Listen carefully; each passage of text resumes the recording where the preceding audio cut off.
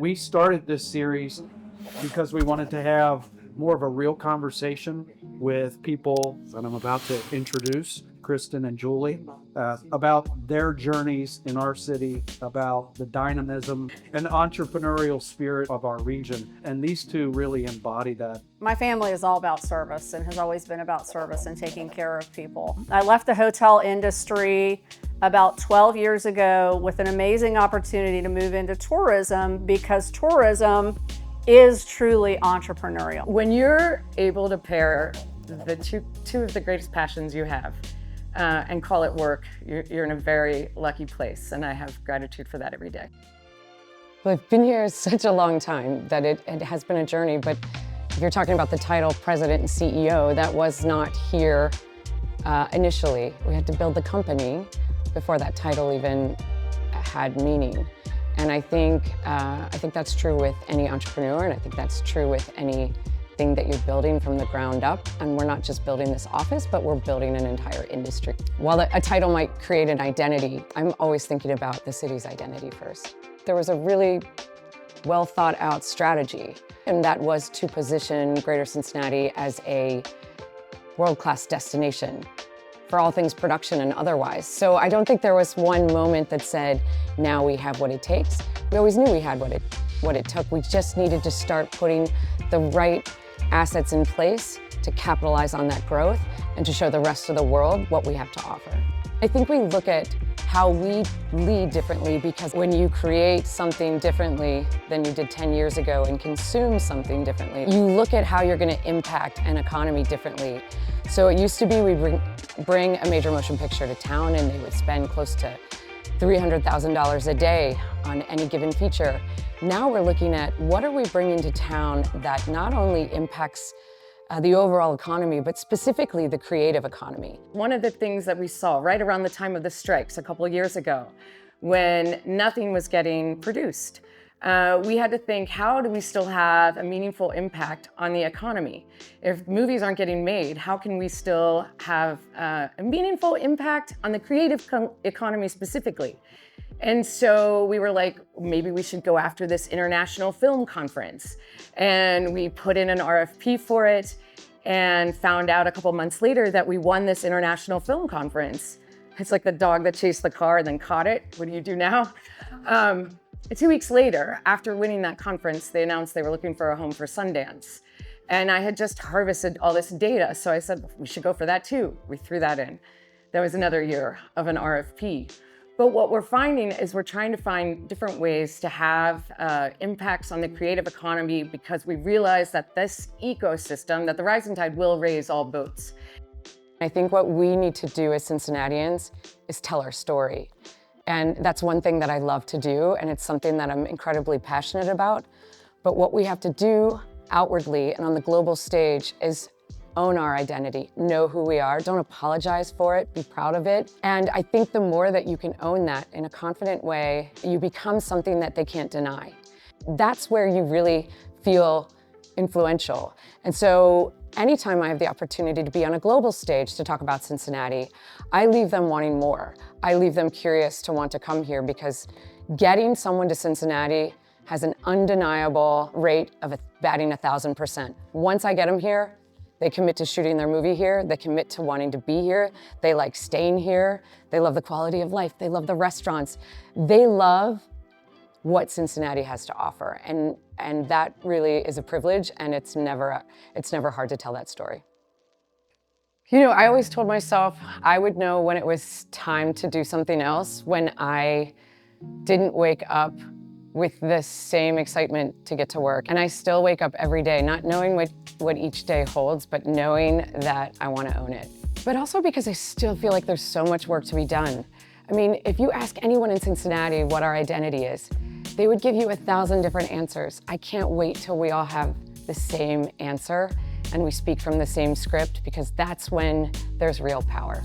We're in the business of storytelling. The legacy is telling that story and making sure it's heard.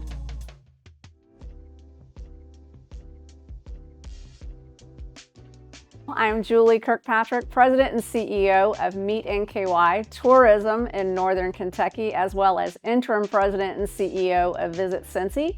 We do tourism in the region. We bring visitors here every year that leave behind a big economic impact to enjoy our whole entire community. These are our offices in the One NKY Center, and I'd love to invite you to come on in and check it out.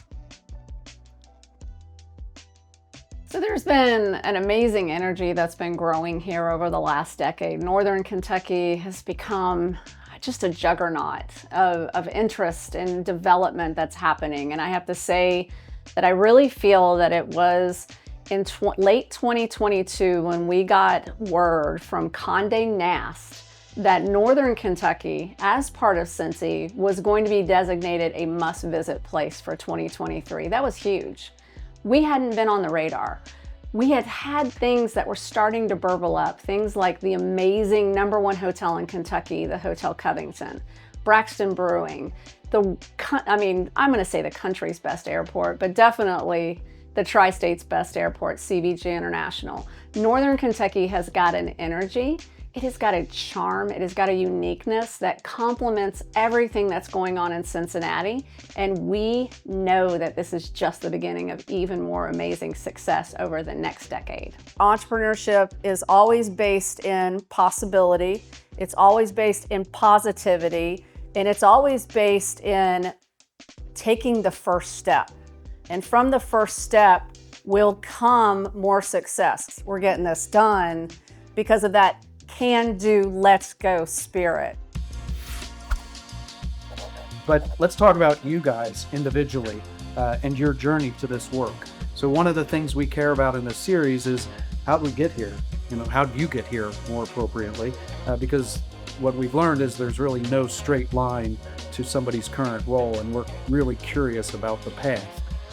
So I think a lot of people see the title President and CEO and they think that path was linear to leadership. And I am here to tell you it was not linear. It was 30 years of hard work, of things like working in hotels, everything from working a front desk all the way until becoming a sales manager.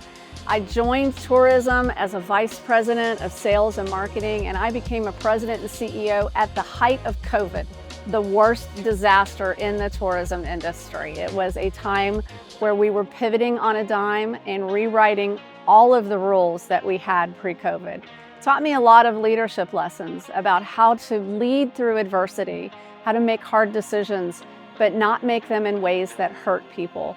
And it's been so wonderful. I've learned so many lessons about inspiring people, being a spirit to serve, and always giving back. That is what leadership means to me. I've got a degree in organizational leadership, which has helped me craft my leadership style and how I'm leading now 2 tourism organizations with the idea of servant leadership and doing for community. And by doing for community, you do for self. I stay really motivated every day with what I'm doing here in Northern Kentucky for 2 very important reasons. One is named Lily, one is named Logan, my kids.